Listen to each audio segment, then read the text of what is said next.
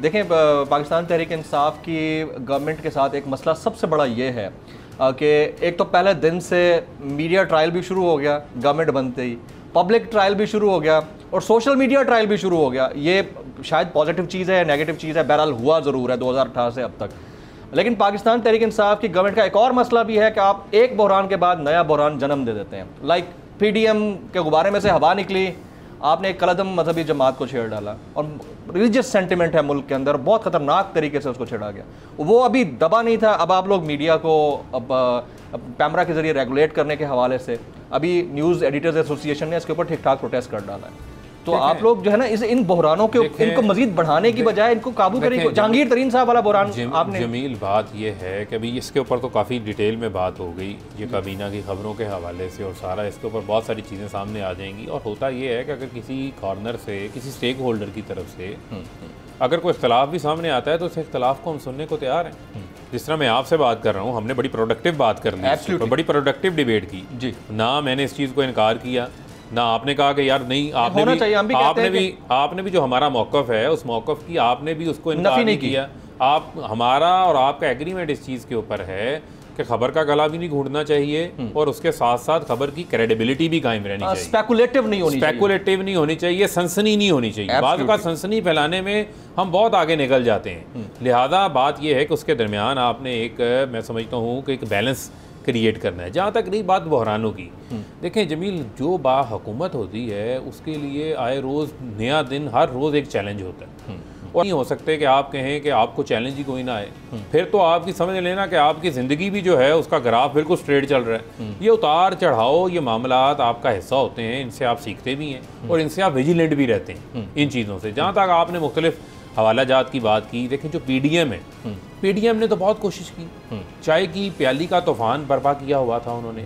और आप ये देखें कि माजी के दुश्मन एक दूसरे को सड़कों पे जिन्होंने घसीटना था, पेट फाड़ के दौलत वापस लेकर आनी थी, जिन्होंने एक दूसरे पर केसेस बनाए, एक दूसरे को गद्दार तक कहते रहे और ये तक कहते रहे कि जब मुश्किल में होते हैं घुटने पकड़ लेते हैं, जब ताकत में आते हैं तो गिरेबान से पकड़ लेते हैं। ये तमाम चीज़ें हमने सुनी, लेकिन बुनियादी रीज़न क्या थी कि इमरान खान साहब ने तो अपनी पहली तकरीर में कह दिया था अवाम को कि जब इनके ऊपर हाथ डलेगा ये सब इकट्ठे हो जाएंगे। हमारे लिए बड़ा आसान था कि हम एक उंगली एक पार्टी को उधर भी हुए, इकट्ठे तो उधर भी हुए। मैं तरीन साहब की बात कर रहा हूं, नहीं इधर तो हुए इकट्ठे, उधर भी हो गए 40 इकट्ठे। लेट मी मुझे अपना पॉइंट बना लें। देखिए प्लीज, हमारे लिए बड़ा आसान था जो कन्वेंशनल पॉलिटिक्स थी, जो मुनाफिकत के ऊपर पॉलिटिक्स थी।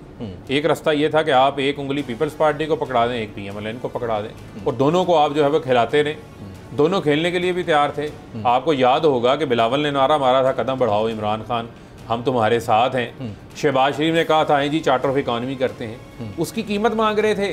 ये वो लोग हैं जो हमेशा बगैर कीमत के, बगैर लेन देन के कभी किसी की को फेवर नहीं करते।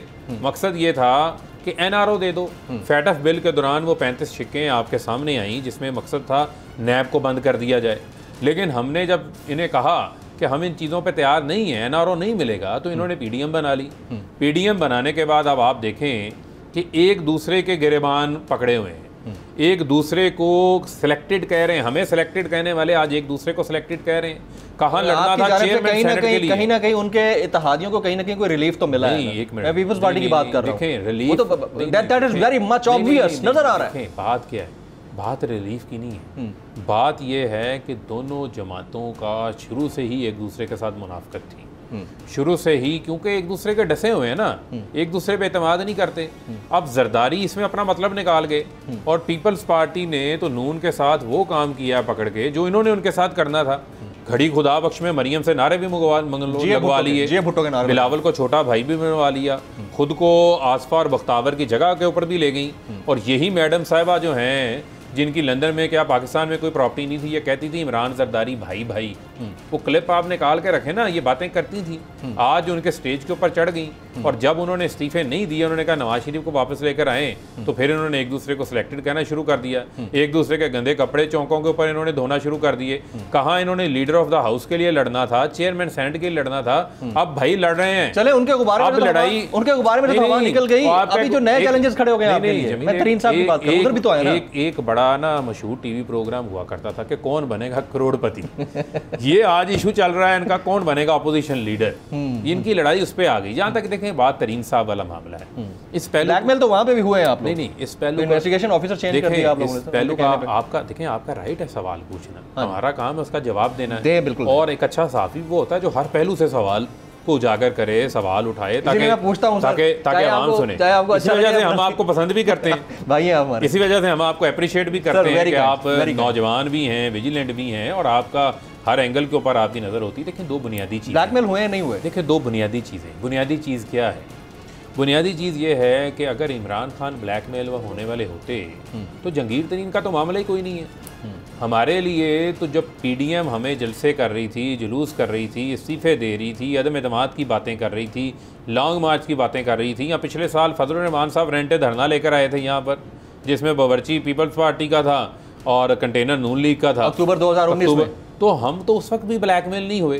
तो लिहाजा मामला ये है कि ब्लैकमेल इमरान खान को कोई नहीं कर सकता, लेकिन उसने एक चीज़ साबित कर दी कि जो जंगीर तरीन इनको बुरा लगता था, जिसका एटीएम बुरा लगता था, जिसका जहाज़ उड़ता था तो इनको चीखें निकल जाती थी, जिनका उसको लंदन जाने का तरीका एनआरओ लगा था, खुद के इनके बाबूजी आज इनका हीरो है। सुन लेना, आज इनका हीरो आज आज आज वो उसको हीरो बना के पेश कर रहे हैं, आज सिंपैथाइजिंग कर रहे हैं। और वो बाबूजी जो दवाई लेने गए थे वो वापस नहीं आए, वो वहां जाके कहीं खो गए। तो भाई यहाँ पर इतने लोग हैं, जिसने को गटर का ढक्कन उठाया हुआ है, किसी ने साइकिल उठाया हुआ है, किसी को दिल की तकलीफ है, किसी को कैंसर की तकलीफ है, सबको मरने का खतरा है। यहाँ पर कई लोगों की कत्लों की दुश्मनी है, वो उनको मरने का खतरा है, क्या सबको बाहर भेज दिए? ये क्या रस्तू जो है किस किस्म की मंतकें सामने लेकर आ जाते हैं? भाई जुडिशियल कस्टडी में है, सजा हुई है चोरी के ऊपर, मनी लॉन्ड्रिंग के ऊपर, एवन फील्ड के वो जो महलात हैं, सजा तो मरीम नवाज को सजा हुई है। देखें मरियम की सजा तो मुअत्तल हो गई ना एक केस में, लेकिन नवाज शरीफ को तो दूसरे रेफरेंस में सजा हो गई थी ना दोबारा।